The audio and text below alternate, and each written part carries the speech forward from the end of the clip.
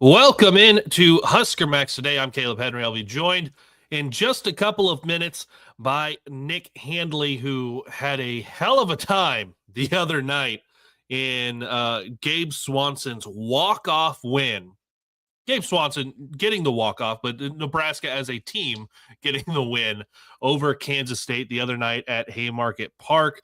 I'll have a lot to ask him about that experience, all of the Greg Sharp connections that continue to come up around the Nebraska Kansas State series, what you saw at Haymarket Park the other night, with his daughters getting to throw out the first pitch, and all of that continuing to honor the late great Greg Sharp. And then a year ago, when Kansas State was in Lincoln, you got the first edition of the Greg Sharp patches on the hats, and that's when Jackson Brockett threw a no-hitter. So there's just been a little bit of magic every time Nebraska and K-State have met up in Lincoln, and there's been a Greg Sharp connection. So that's been very intriguing to follow, very magical, very emotional for a lot of people to follow. Nebraska baseball, 3 weekends left in Big Ten conference play, as well as a non-con out there sitting with Creighton. That's a big one when you're looking at the RPI. So the Husker baseball is surging, and we're going to be able to check on where Husker baseball goes as we welcome in Nick Handley right now. But Nick, I was just saying, for Husker baseball the other day, and I'll let me first tease this. We're going to be talking about the Nebraska Athletic Department as a whole because of a conversation that I had the other day. The exact words were a bottom of the barrel Big Ten athletic department.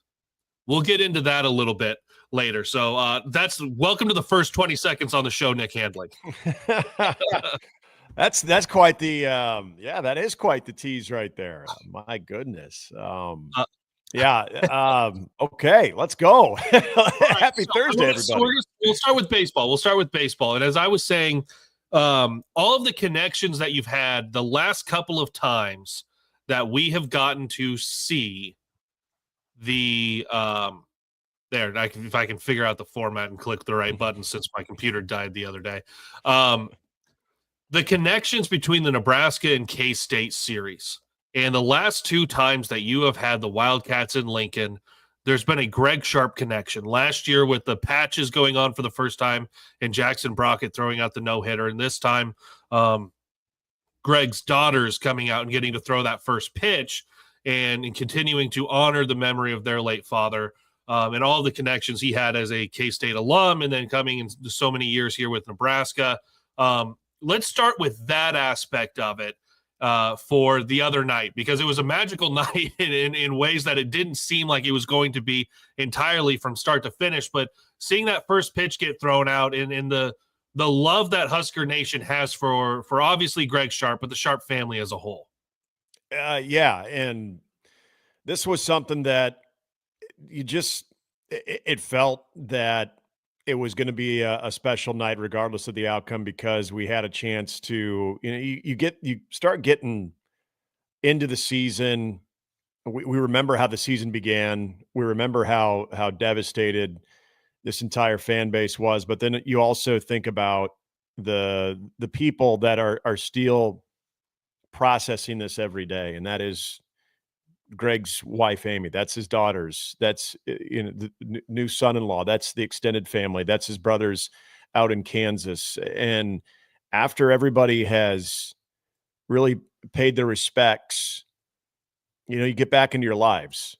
And for that family, I think that's when this has been probably the most difficult, where you are maybe a little bit more alone with your thoughts. And not to say that the family's completely isolated and everything. I mean, there are so many memories and so many tributes that have, and I think should continue to happen about our friend Greg. But I thought it was very uplifting to see them still with that same upbeat presence that we had seen even going back to Greg's funeral, where I walked away from that. And I remember my wife and I just amazed, the grace and the strength is probably the best way to describe it from Amy, from the girls, and from that family. And just an unimaginable tragedy from the time that Greg was diagnosed with cancer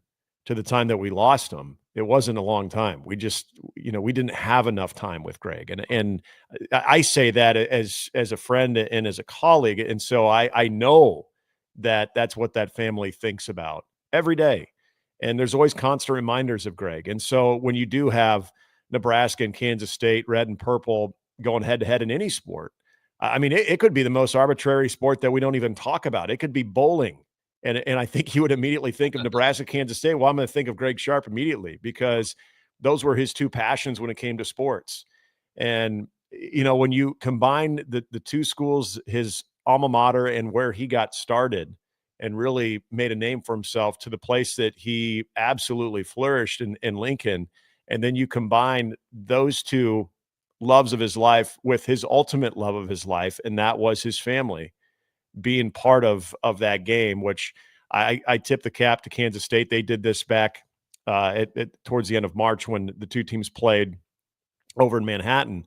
It was such a great gesture. And there's that mutual respect that I think both schools have, especially for that subject, because I think we've all understood what he meant to both schools, what he meant to both athletic departments, and to those broadcasts that have always been absolutely class act broadcasts. You sensed, Caleb, that there was obviously something bigger than baseball.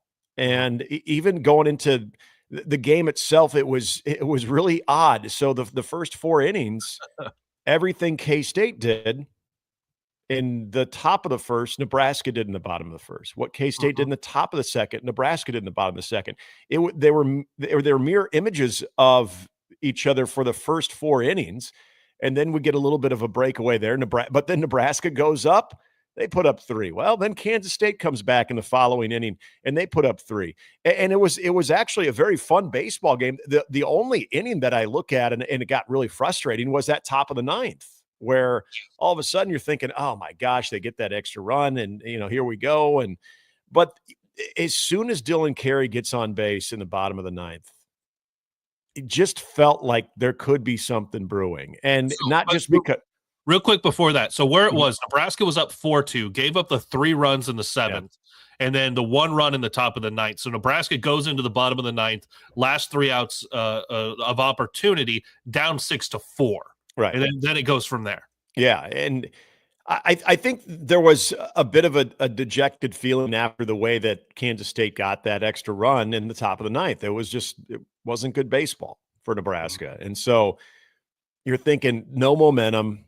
All right, you got to figure something out. And bottom line is you got to figure out a way to get that tying run to the plate. And Nebraska did that right out of the gate. So you look at how that inning plays out, and all of a sudden you're thinking, okay, we got 2 guys on. All right, now we got 3 guys on. Okay, now we're in a situation where you do have a guy coming to the bat that has had an up and down season. But Ben had mentioned, we're looking through the numbers, and Jared Meister keeps us very well prepared. We're looking through those numbers, and Ben says, well, he is 5 for 6 in bases loaded situations. And Ben had mentioned very astutely, too, don't know if there's anybody else you'd rather have up in the batter's box than 44 in this moment. And this is why. And he delivered. And I felt a calmness when Gabe Swanson came to the plate. And, that's a calmness of a guy that is hitting, just north of 250.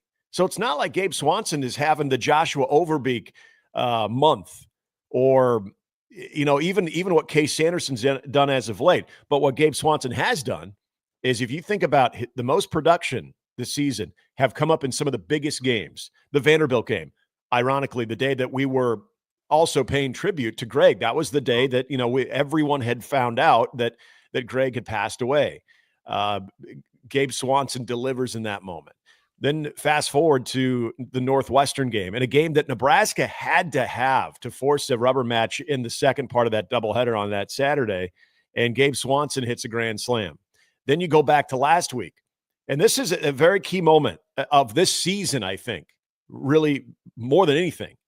Maryland, Nebraska rubber match game. Andrew Johnson, the starting pitcher for Maryland, cannot find the strike zone at all. I mean, he is struggling mightily. All of a sudden, he walks and loads the bases. Gabe Swanson comes to bat. All of a sudden, Andrew Johnson decides to find the strike zone, and it's 0-2 on Gabe Swanson. You're thinking, man, if he gets Swanee to either go down looking or he fans him, all of a sudden you're one pitch away from getting out of what was a disastrous start on a game where every little opportunity you have to take advantage of. It's 0-2 on Gabe Swanson, and he goes yard to right center, hits his second grand slam in as many weeks. And all of a sudden that opens the floodgates on what was a huge series victory for Nebraska. Mm-hmm. So then I get it. It's a non-conference game, so it doesn't really mean much in the Big Ten standings, but from an RPI standpoint, but more than anything, just to feel good about how you're going into the weekend against Minnesota. And that moment where the ninth inning, again, that feeling of just dejection of how you gave up that insurance run to K-State, and a game where you really felt like you were playing good baseball up until that moment. He comes in and just delivers like he has been. I mean, it is pretty amazing with a lot of guys that are more consistent, like Caden Brumbaugh, who's consistently hitting the ball better. I think Ben's right. There is not another person on that team, in that dugout, that you would have rather seen striding to the batter's box than Gabe Swanson, and we know what happened. Tell me this, because I had this thought the other night. Because of that run in the ninth inning, because it was a 2-run game and 2 outs, by the way, I think like we gloss over that aspect, is that a strikeout ends it, a ground ball on the infield ends it, like all of these things, a long fly ball ends it. Like the game could be over if you put that ball in about 80% of the opportunities for where that ball can get hit. But because of that insurance run, and it is 6-4, do you think in a similar situation, let's say we're in regionals, and we know what Gabe Swanson looked like in May last year, you know? What day is it today? Yeah, exactly. It's gonna be May. So you get into regionals or you get into the Big Ten tournament, and you have same situation, 6-4, 2 outs, bases loaded, Gabe Swanson at the plate.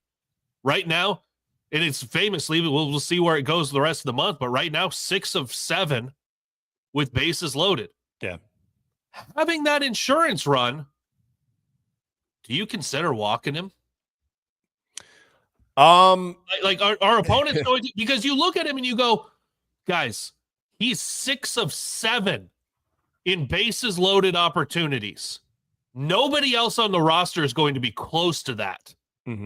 So is it, if you're playing the numbers, do you like your chances against just about anyone else in the lineup needing 1 out and still having a lead? If you're in a situation, I would say this, if you have an open bag, then you're probably open bag, yeah, for sure. But would you walk in a run to say you're still up 6-5 and you're not giving Gabe Swanson the chance to end the game? No, I'm not going to, despite the numbers, because then all of a sudden that time runs 90 feet away, and now all it takes is just not even 4 pitches out of the zone, but just 1 pitch that your catcher can't handle, and you're putting your team into that type of position if you do opt to do that. I get the point, though. I 100% understand the question there, because there is a clutch gene that you just hope at least one of your players, and this is any college baseball team, that you hope they possess that. And you mentioned the tear he was on last year, at the end of last year, going from the Big Ten tournament into the regional, where it was almost comical when he would come up anymore. You're like, I already know what's going to happen. So I think when you're feeling yourself like that, absolutely. But yeah, it would be one of the craziest things to do something like that, but to even have the conversation, to entertain the conversation, it speaks volumes of what someone is doing in that situation in a key moment. Would you rather have your pitcher deal with basically a different hitter, knowing that, okay, we have now just trimmed the margin for error that much more, but the alternative is, if we decide to pitch to this guy, what he not only has an opportunity to do, but what he's shown he can do far more times than not. So Right. it is an interesting dynamic. I would still say no, I wouldn't want to do that, because then all of a sudden you're putting a hell of a lot more pressure onto your pitching staff. Not only again throw strikes, but my God, do not let one get behind your catcher, because then all of a sudden we have a tie game. I'm just saying, if there's that exact same situation, and what was it? I mean, Gabe was 0 for 2 so far in the game. It's not like Right. he'd lit it up. But if the guy behind Swanson is like 0 for 3, 0 for 4 on the day, and it's a discussion. Like I'm at the very least, I've got a timeout and a mound visit, and we're saying, hey, we might want to do this. It doesn't look great if it doesn't go well, but man, Right. that dude hits really well end of April and into May and all season in bases loaded opportunities. Yeah, and it's kind of funny. I feel like you probably have that audible question to the rest of your coaches. I guess you have two coaches that are out on third and first base, but to your pitching coach, like I'm imagining the scenario of if Will Bolton and Rob Childress are in the dugout, where Will just says, "Geez, do we walk him?" And then you almost kind of answer your own question. No, we can't. We can't do that. We can't do that. We cannot put the tie and run 90 feet away on purpose, But hey, it's again, if it constitutes a conversation, I think that tells you all you need right there. Yes. The type of presence that someone is having. If you're even going to have a conversation to where someone is going to talk you off of it and say, no, we can't do that. But the fact that people who are extremely intelligent minds in this sport that are leading these programs could have that question, which I think they could. You kind of maybe look at it. Maybe it is even something you ask audible. You just give the other coach a look of, do we? Yeah. And then the guy goes, no, we can't do it. We can't do it. Yeah, here's this part of it. Because even if there's a 99% chance you're not going to do it. Mm-hmm. If for that 1% is in a pitcher's head at some point out there that says, oh, this situation here, okay, we've done all the scouting. We know he's at this point 9 for 10 with bases loaded, or whatever the number is when you get into the regional and you get up to Omaha. If for that 1% chance that the pitcher has in his head, hey, should we walk? Should we, like, that he's not locked in on the I have to get this out. That's a giant advantage for Nebraska because of the how mental the game of baseball is. How much over a 3-hour game, how much of it is in your head?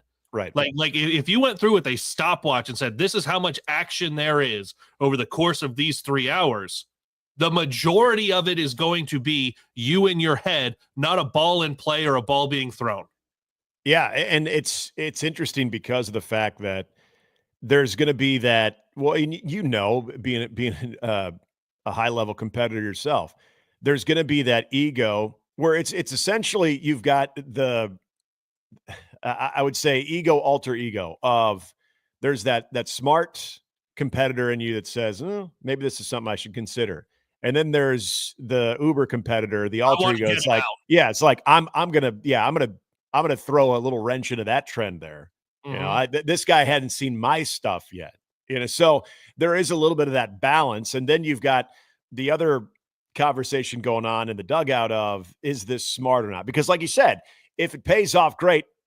People say, man, that was a risky move, but it paid off. If it doesn't, then you're the GOAT. Then it's not the greatest of all time GOAT. You're the GOAT. You're the, why the hell would you put the tie and run 90 feet away? Oh my gosh, you put that much more pressure, not only on your pitcher, but on your catcher. Oh my gosh, everyone's, what's are so tight now. And so it does have, I think, a cumulative effect one way or the other, but it's an interesting question. And here's something else that I think I mentioned Gabe Swanson, where he's hitting right now. So he is currently at 245. The most productive hitter when it comes to driving in runs right now is Dylan Carey. He's got 33 leading Nebraska right now. He's got also, Dylan Carey that is, also has 47 hits and 160 at-bats. Gabe Swanson is just one RBI shy of Dylan Carey now. He's got 32 runs driven in. But Dylan Carey, as I mentioned, he has got 47 hits. Yeah. Gabe Swanson has 24 hits. My Dylan guess Carey is has 160 at-bats. my Gabe God. Swanson has 98 at-bats. So when he is driving in runs, he is doing it in bunches. And you can pinpoint the games that he's had, these monster games. So he had his career record 7 against Maryland. Yes. But you look at what he did against Kansas State with just one swing of the bat. He had 10 in the last 2 games. Right. And then he had the 6 against Vanderbilt as well. So, That's not only are they coming in coming in bunches, but they're coming up in huge games where Nebraska needs them.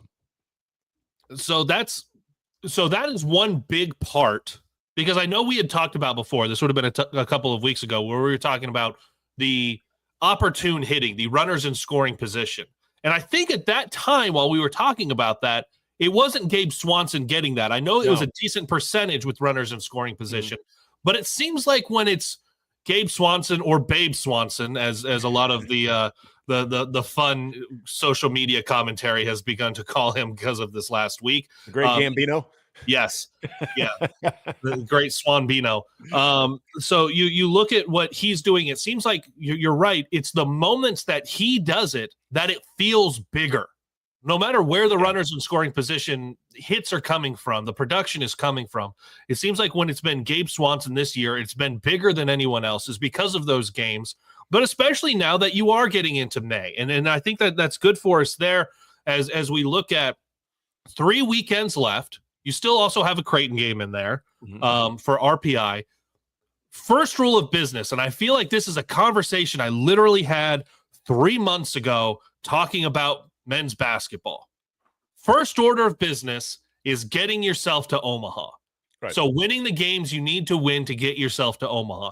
Baseball being a little bit different in that there are these late season non-conference games you don't see in basketball because they don't give us the bracket busters games like I used to love. I love those too. Gosh dang it. Watching an 11 o'clock game, 11 o'clock at night against 2 mid-majors, some of the best stuff right there. Yeah, give me Wichita State and Loyola, 11 p.m. on a Tuesday. Just exactly beautiful. But so baseball, you've got the non-conference. So the Creighton game, that could be helpful for RPI. But first order of business is what are you doing with these 9 games left on the weekends to get yourself to Omaha? You just have, it's not top 8 anymore. It's top 12. I feel like we're going to have to remind everyone every single time we talk about this because it is a format change in the same way that basketball was a format change to 15 teams instead of all 18 making the Big Ten tournament. So right now, Nebraska is sitting in a tie for 10th with Michigan State, Northwestern, and Rutgers, all at 9 and 12. And I believe with the tiebreakers, Nebraska would be in out of that foursome. Yep. But there's teams that are just ahead of them that have the same number of losses. Indiana and Penn State are both 12 and 12. So there's room, like you can gain on a couple of these programs immediately if you go take care of business. And then just behind that foursome, Minnesota and Purdue, both at 7 and 14. Those names sound familiar. Because Nebraska has those 2 coming up 2 of the next 3 weekends. Michigan's the other one as well in there, and Michigan at 11 and 10, so just ahead of where Nebraska would be. This is maybe I'll see how you feel about this, but me personally, this is as favorable a last month of baseball as anyone in the Big Ten is going to get when you're looking at just getting into the Big Ten tournament. Yeah, and this is where I also look at the only team in what you just laid out there in the Big Ten standings, the only team that essentially is eliminated, even though if it's not mathematically yet, is Ohio State. Ohio State is just a dumpster fire this year for whatever reason, which I'll admit I'm very surprised because Ohio State has at least been able to attract a lot of good arms there too. So to see them as bad as they are is a bit surprising, but this is Colorado Rockies of the Big Ten. Yeah, they pretty much are. The sense of urgency, though, that all these teams will have against Nebraska, even Michigan, that seems like they're in a pretty good spot in the Big Ten right now. But if they had all of a sudden this type of slide, then they could be a little bit nervous on that final weekend too. there's going to be a sense of urgency that Nebraska is up against, but they have to match. And I thought they did that last weekend. We were talking about that in the Maryland game because Maryland was also in a similar situation where they need wins. They need to bolster that win-loss record in the conference if they want to be in Omaha for the Big Ten tournament. So all of these teams that you're playing from here on out, even Michigan, is trying to play their way into Omaha. And in Michigan's case, trying to avoid any major setback to where they play their way out of Omaha right now. And the other thing about the Michigan one, and I know we got Minnesota this weekend, but this is where you and I can look ahead. Hopefully the team is not, that Michigan also provides a good RPI opportunity. So you have Creighton, that's a good RPI opportunity still next Tuesday. And then you have Michigan in 3 games that provides a great opportunity. And oh, by the way, that just happens to be at home. So there are some amazing opportunities for this baseball program where all of a sudden it does seem like they're playing as if they understand that too, that they're trying to take advantage of that opportunity. And I don't want to hear, I know everyone says, well, Minnesota has really struggled this year, so Nebraska needs to sweep them. You don't need to sweep anybody to get in Omaha right now. You just don't. If you do, you're going to take it and win the series. Yes, just win series. That's all you need to do right now. You win series, you are not only in, but you're going to really like your seed in the Big Ten tournament. With the 9 games remaining right now, in conference play, I would say Nebraska needs to find a way to win 5. They win 5 of those. I feel like they are squarely in. Seeding might be a little bit on the low side, and it probably still will be regardless. But if you can get 5 wins, I think you're going to like where you're at. Now, for Nebraska, you need to be greedy here. The Purdue series out in West Lafayette, Purdue's been kind of a weird team. They put up some weird numbers at times. They put up a 14 spot in 1 inning. Last weekend. Minnesota, they've had the ability to beat some teams here and there. Hell, they beat Oregon State earlier in the season as well. So there's definitely some potential there. They've got a couple of guys, names to know this weekend too, in Drew Berkland.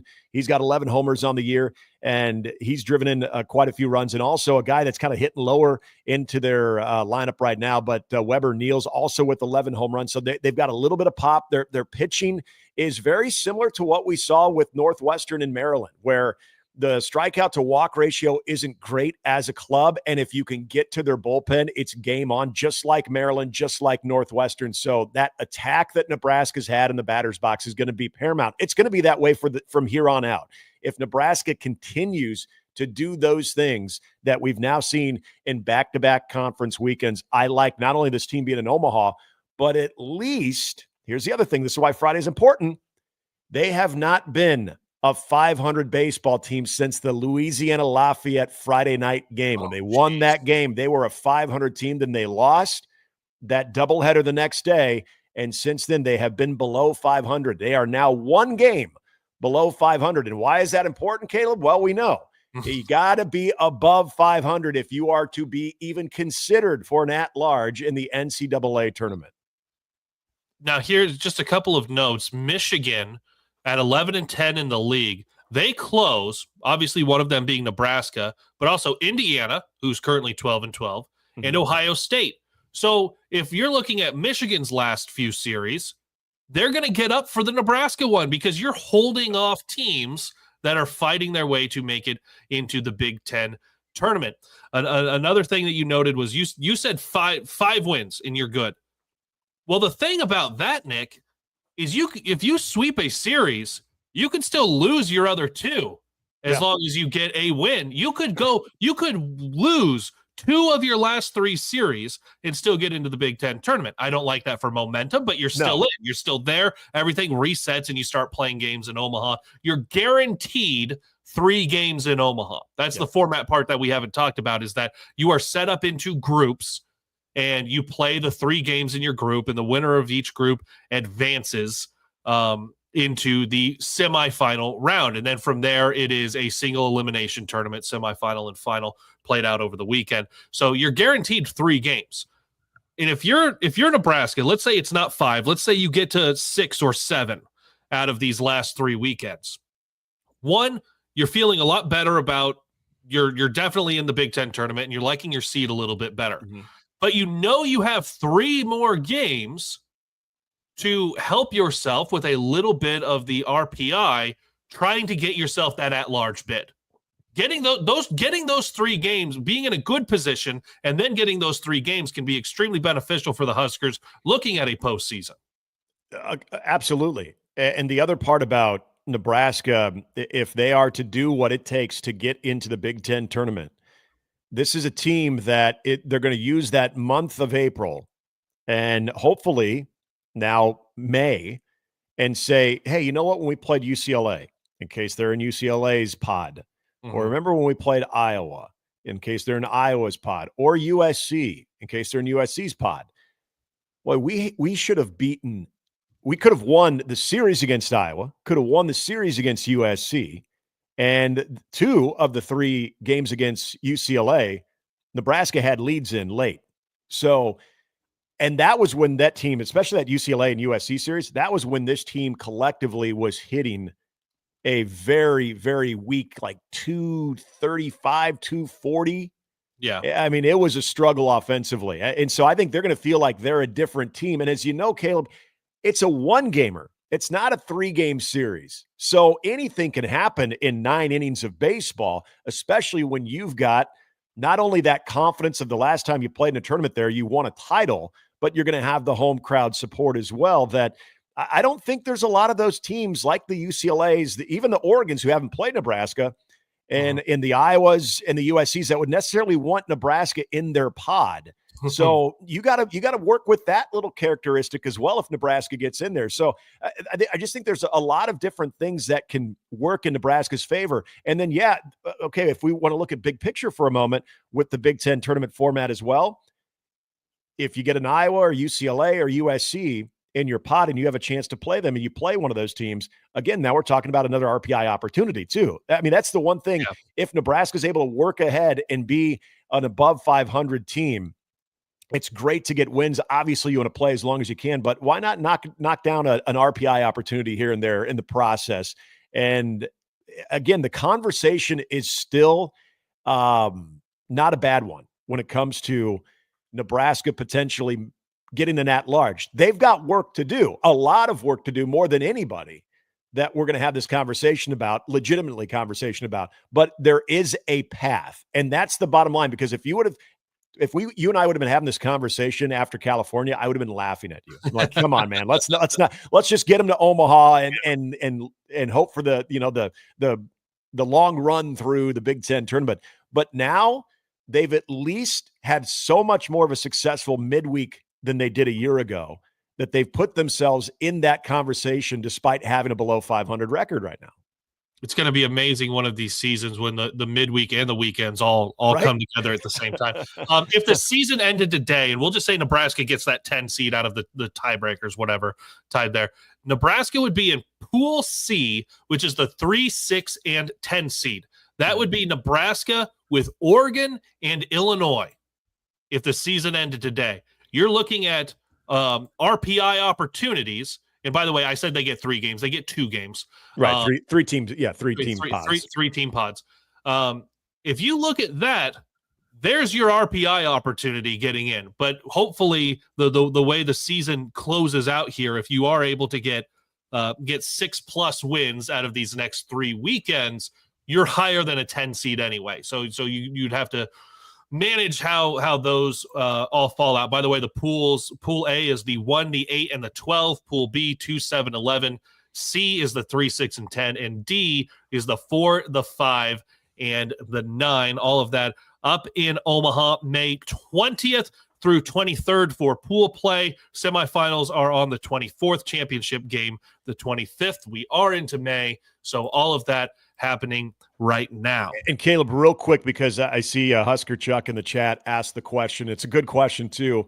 What the tiebreakers are if pool play results in 3 teams are at 1-1. That's a great question. First, obviously, head-to-head is going to be eliminated because if there's a tie there, then obviously everybody's gotten each other. I believe, now don't quote me, and I'll have to check this. I believe the next tiebreaker is runs allowed, I think. But I will check into that. And then after, if there's still a tie there, then I think you go into runs scored, and then you kind of work your way down to some of the really fun, maybe a potato sack race to determine a winner, okay. maybe a coin flip.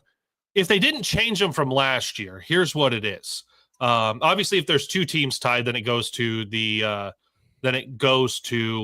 the head-to-head. Right. If there's 3 or more teams tied, then you go to, oh gosh, and trying to do this all just on the fly here. You've got the round robin for all of the teams, best winning percentage against Big Ten common opponents, best overall RPI is within there as well.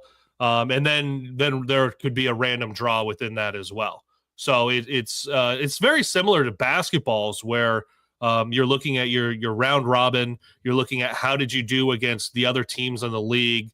So all of those things matter. So just taking care of business these last 3 weeks is going to be big. But I haven't found it on the updated league, the 18-team league, if they've changed any of their tiebreakers from a year ago.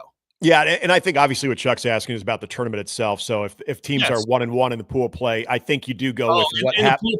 What actually happened in the pool play. That's where I think it's runs allowed. Then I think it's runs scored, and then again it starts going down to, God, I'm trying to even think what the third element is. But yeah, I always, if I remember correctly, it always starts with runs allowed. If that number is the same, then it's runs scored. And then you start getting into some really wild, fun things like, what did your 2-hole hitter do in the third inning of the first, weird things like that. So yeah. We'll try to get some clarity, but I'm pretty sure, Chuck, to answer your question, I think it's runs allowed, and then I think it's runs scored. Obviously, head-to-head, if there's a head-to-head element, you'll go with the head-to-head first. But if you've got everybody beating each other, then that kind of throws and eliminates that one. Well, yeah, because if you have 2 teams are 1-1, that means everyone is 1-1. Right. So it would be 3. So everybody's beating each other. Yeah, you're not going to go head to head there. And then is it run scored? Does the highest seed automatically advance? I don't know. We're gonna have to see. That's the thing I hate about conference expansion. This is the one thing I hate about conference expansion. I don't know any of the rules for any of the tournaments and how they're trying to tie break any of these things. I'll tell you what, when Nebraska locks in a spot, guaranteed spot into the Big Ten tournament, I will go head first into those rules, Husker Chuck, and I will have those to a T, all the way down to what I'm sure will be a coin toss. Yeah.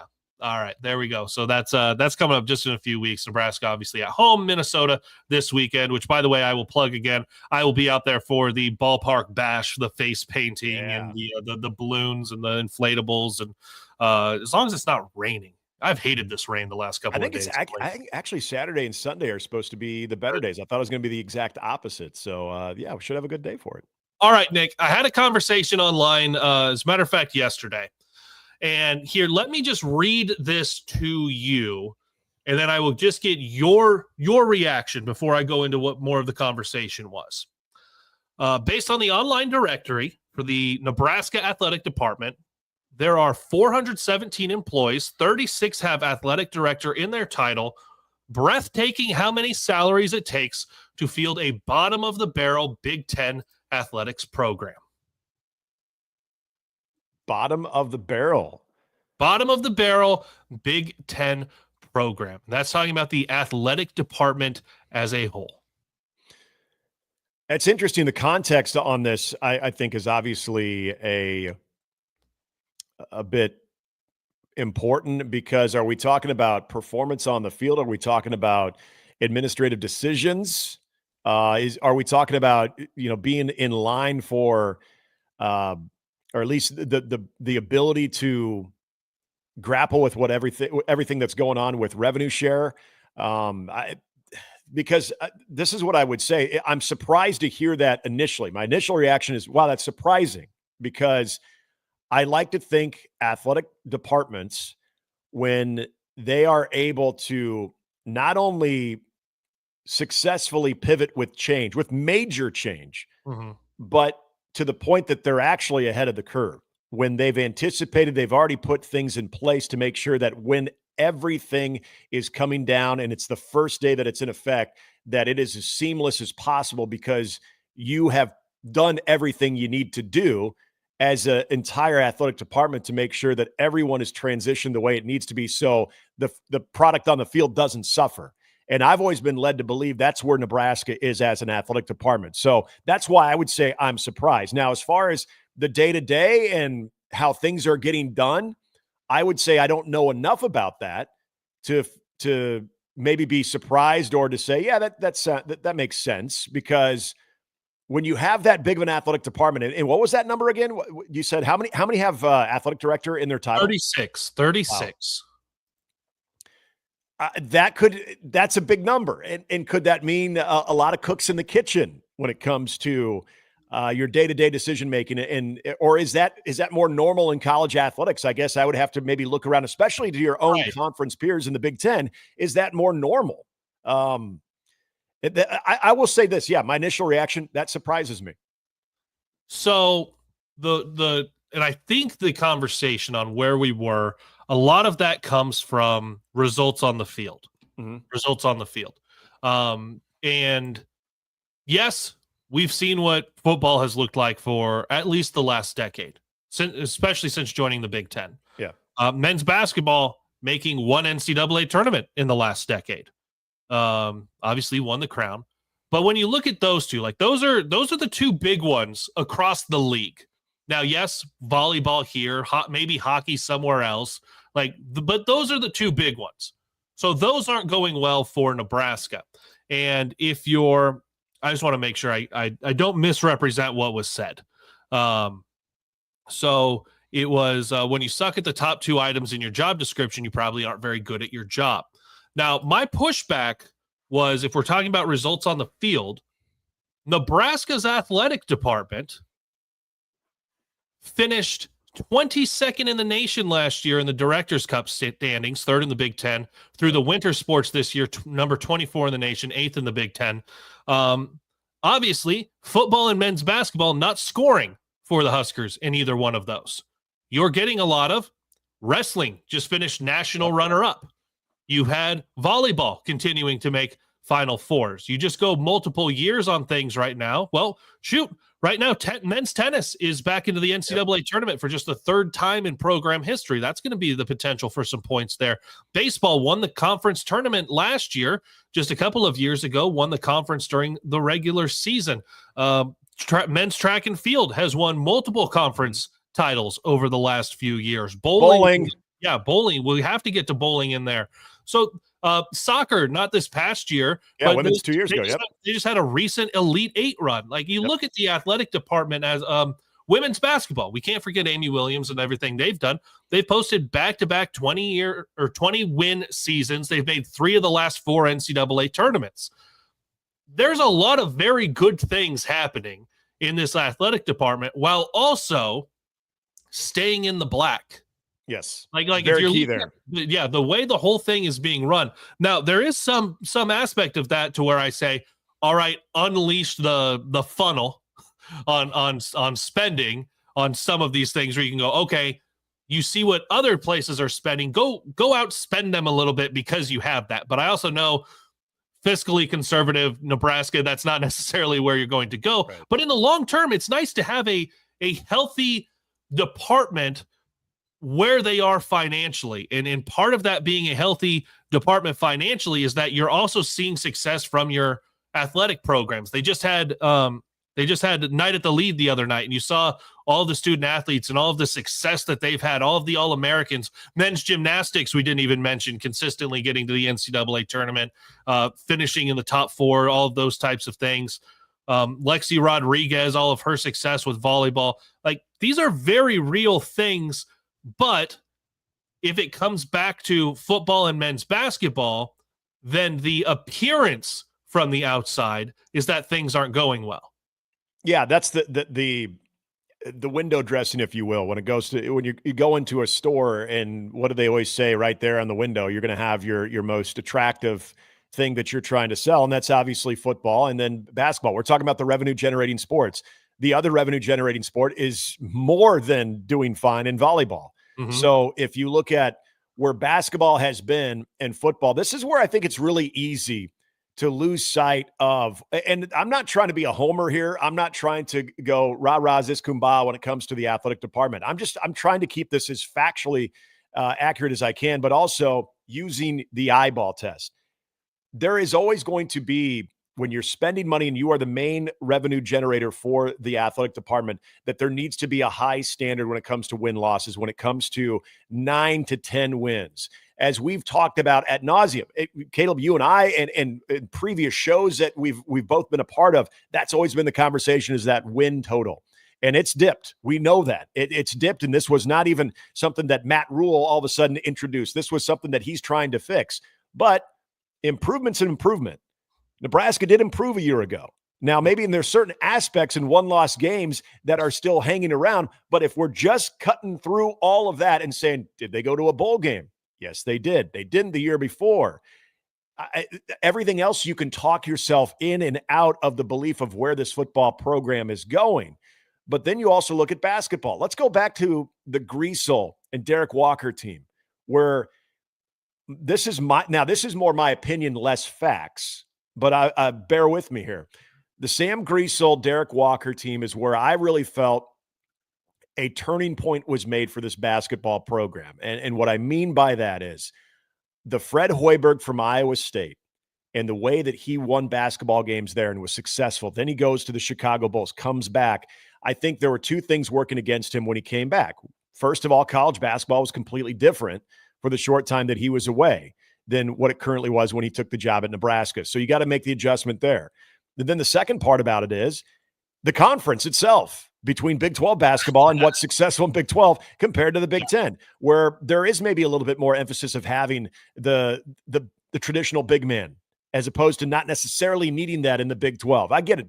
High-level basketball is high-level basketball, but you also have to adapt to your conference. And I think there was a lot of things that Fred had back in his time at Iowa State that worked very well for him. And I think he felt that he had pieces of that, or was at least assembling pieces of that when he first got to Nebraska. That didn't end up working. But what he was able to unlock in trying to find the right formula was, let's start with the culture in the locker room. Let's start with just having good dudes in the locker room that even when we're going through maybe a little bit of a funk, that we're not going to, the locker room is not going to be completely lost, that these guys are still going to compete at a high level and still have that desire and passion to win basketball games and get themselves out of that funk. I think he's been able to start with a solid culture. And I think the reason I bring up Walker and Griesel is those guys were tremendous culture guys. Yeah, they provided good production on the floor, but they were also guys that everyone else was going to lean on. So what I think he established from that standpoint on is a much more trustworthy team. And I know that sounds trustworthy. This is a team that should have made the Big Ten tournament. It was talking about the NCAA tournament. Well, yeah, and that did happen, and you can't ignore that. But as far as my confidence level that they're in a much better place because of the overall cohesiveness that they have and the fact that they actually have a team and there is chemistry there, even when they bring in new bodies, I feel a lot more confident about that. And by that, I feel a lot more confident that last year is going to be more the anomaly when it comes to a team that is solid guys. They can all play their role, but they all like each other. They all have that desire to win. And as soon as things start getting a little choppy in the water, they don't go running. This is a team that wants to embrace that. It's a culture, I should say, that wants to embrace that. So I feel like basketball is on the upswing once Fred was able to find that. So I look at football and basketball on the move. Are they where they need to be right now? No. But do I feel like they're ascending as opposed to descending? I do believe that. I believe they are starting to ascend.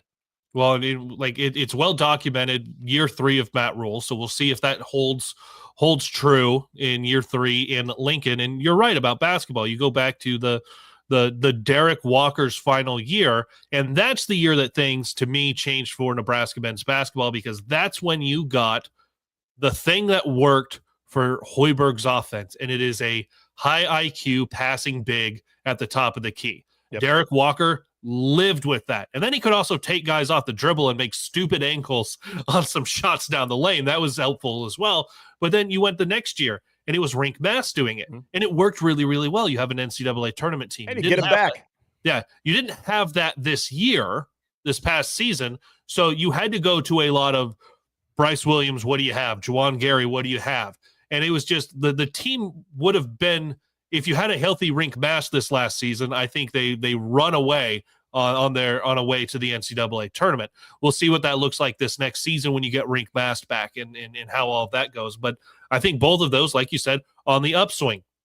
If you're judging it entirely by results on the field or court for football and men's basketball, yeah, cumulatively combined between the two of them, you're bottom half of the Big Ten. If that's the only way you're gauging it, by the wins and losses for those two sports. If you're judging the entirety of the athletic department by how does everyone do, you can even weight it. You can weight football more. You can weight basketball more. I get that.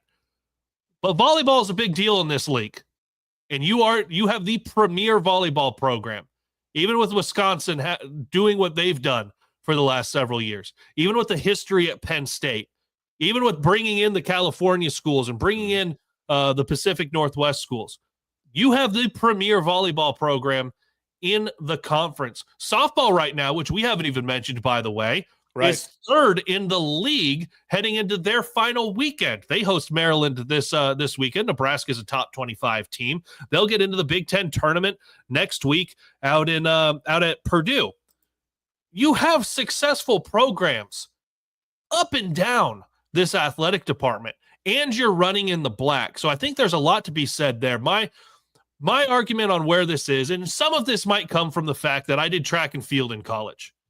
And so when I see the constant conversations of maybe some of them being more tongue-in-cheek, where it's just make men's basketball a club team and give all of the money to football, or got all of the men's programs at Nebraska suck. Okay, well, when you say that, and you're talking about football and men's basketball, and maybe baseball being down a little bit right now, or when baseball loses the first game of the Big Ten tournament last year, right?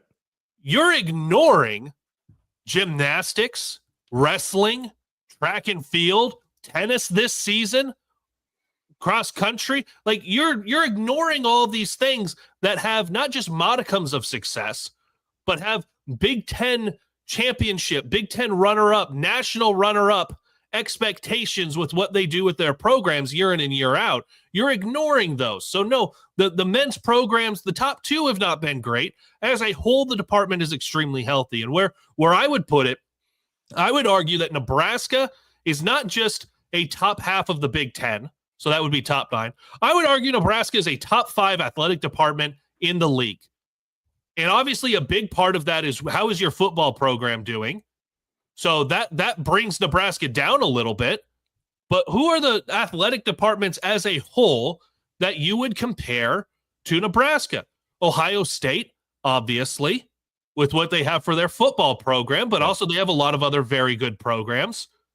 Oregon, as a whole, for their athletic department, think track and field especially, helping with a lot of stuff, and they're going through a volleyball change. But then you go, okay, Penn State's volleyball just did really well, and they've got football year in and year out, and basketball is super hit and miss on whether or not it's good. But okay, Michigan, you throw them in there, you start to go down the list, and you can find a lot of athletic departments that they're not putting together their top 2 year in and year out. Right. And so if that's sometimes I think we're too close to it as either Nebraska media or Nebraska fans, in that we see the blemishes with the Huskers, especially football and men's basketball. But if we step back, there are a lot of blemishes all over the dang place. And Nebraska athletics as a whole is very, very healthy. And I would argue a top 5 athletic department, top to bottom in the league. And I would add to that, Caleb, because I think those are all great points. I would add to that, just start looking around in a lot of those sports that maybe we don't discuss enough. Look at some of those coaches too. One of my favorite coaches in the entire athletic department is a highly successful one too. And a guy that I want to go through a wall just on my day-to-day after I listen to him, and Mark Manning. Yes. You've got this sustained success in a program, especially in a conference, that it is brutal to try to get above the Penn States and Iowas in wrestling. And Nebraska shows out on the national level this year. So there's still plenty of gas in that tank. I look at, you brought up Amy Williams. I think the consistency there I think you've continued to see her evolve when it comes to recruiting and in the transfer portal era of making that basketball program better and trying to climb up a notch each year, but at the very least, ending their season in the NCAA tournament. I look at a lot of the coaches. I can't go through every one of them right now because we don't have time for that. But that's the other part of it is if you're around these coaches and you get a chance to sit down and talk to them about their vision, these are all people that have a pretty solid plan. It's just being able to roll with the punches that comes with the uncertainty of 18 to 22-year-olds' decisions when it comes to recruiting and when it comes to, do I decide to stick around or do I want to go in the transfer portal? That's what they're dealing with. But I like the collective group of coaches that this athletic department has. I like the no BS approach by Troy Dannon. Listening to him last night on the Athletic Director Hour. That's a guy that he's not coming in with scripted questions. It's not like, hey, can you ask me about this or that? He's a guy that's like, all right, whatever you got for me, let's let it rip. Hey, whatever, fans, whatever you got for me, let it rip. And he actually does say something. So I feel like that's another element to this. And I'll speak on baseball as well, because I feel like I get into this conversation, this debate, or however you want to call it, every year when Nebraska's not playing well. Is I understand compared to football, Nebraska's pinnacle for the baseball program happened more recent than football, and that is getting to the College World Series as opposed to playing in a national championship. 2005 was their most recent College World Series. But if you look at this program, going all the way back to when Darren Erstad took over and then to Will Bolt, this team is in the NCAA tournament more times than they're not. This team is above 500 more times than they're not. 2022 was not a good year for Nebraska. They were still above 500. They schedule tough because they understand the Big Ten is not always going to provide them that RPI spark. And sometimes when you schedule that tough, it can come back and bite you. Sometimes you suffer with some injuries. But this idea that Nebraska needs to be in the regional host conversation every year, to me, that is missing the reality of Nebraska baseball in 2025 as opposed to 2005. You're not in the Big 12 anymore. You're in the Big 10. Big 12 cares a lot about baseball, and they still do. Big 10, not as much. You hope that starts to improve now with the addition of the West Coast teams, but that's still a work in progress. So what do you do when it comes to that stud in-state recruit that you had no problem getting to Haymarket Park, playing in the Big 12, playing in places like Texas and College Station? That wasn't a tough sell. Now it's like, hey, do you want to go to Ann Arbor in April? Do you want to go to East Lansing? Do you want to go out to Piscataway and play a rockin' series? Do you want to go out to College Park, Maryland? And we may or may not be able to get a team from this conference into even a super regional. Okay, so there are challenges there, but that's why you got the coaching staff that you have to be creative with how you still sell those guys on this. And you're also dealing now with the ACC, the SEC, NIL part of it, where it's tough to compete with those teams, but yet you still do get the majority of those in-state players to your baseball program. There are new challenges for this program, and despite all of it, they might have one rocky year, but for the most part, they're in the NCAA tournament, they're in that conversation, and they're putting themselves right there in the mix of the Big Ten. I get it. This year is a little bit let's just face it, it's not what we expected it to be, but there's still some time for them to get going. But even if they don't make the NCAA tournament, say that they go 2-Q in the Big Ten tournament, this is still a team that a year ago won a Big Ten tournament title. So that recency bias that we have sometimes and thinking about, well, they were in the College World Series in 2005, so they need to be back at that level. That's just not the consistent reality with this baseball program or any team in the Big Ten right now. There are a couple of steps that any team in the Big Ten is going to have to hit before College World Series is a consistent thing. And I think when you're looking at, you want to be in the regionals, obviously, as best you can every year. But if you can get 3 out of every 4 years, that's like being out of the Big Ten conference. And if you have a bad non-con, that's probably where you're at. And if you can be in the hosting conversation 1 out of every 5, 1 out of every 6 years, I think that's a realistic expectation, yes. I believe. Agreed. I absolutely agree with that. So that's where you are. I think baseball's got an exciting close coming up here in the month of May. Softball, like we said, wraps up their regular season into the Big Ten tournament next week. I think that's all the notes we've got on that. Thank you for entertaining my conversation on where Nebraska Athletic Department is based off of a conversation yesterday. Nick, you will be out there at Haymarket Park with is it you and Ben all weekend? It is me and Ben this weekend, and then David and myself in Michigan or not in Michigan, but for Michigan next weekend. For Michigan, yeah. The next 2 weekends at home, and then closing out with a road series for the Big Ten slate, regular season slate. So follow along with Huskers Radio Network for all of that. And of course, I always love listening to you when you're up on Sports Nightly as well. I listen to that on KLIN here. I know a lot of folks listening in Omaha on 590 up there, and all of the good athletic or Huskers Radio Network affiliate. So I'm Kaleb Henry. That's Nick Handley. I'm looking forward to a fun weekend of baseball and softball at home. I will be at the ballpark bash. Come out there, say hello. I'm not endorsed by this. I'm not making any money by it. Like, athletic department's gonna be like, wow, Caleb's going. You have your own booth, dude.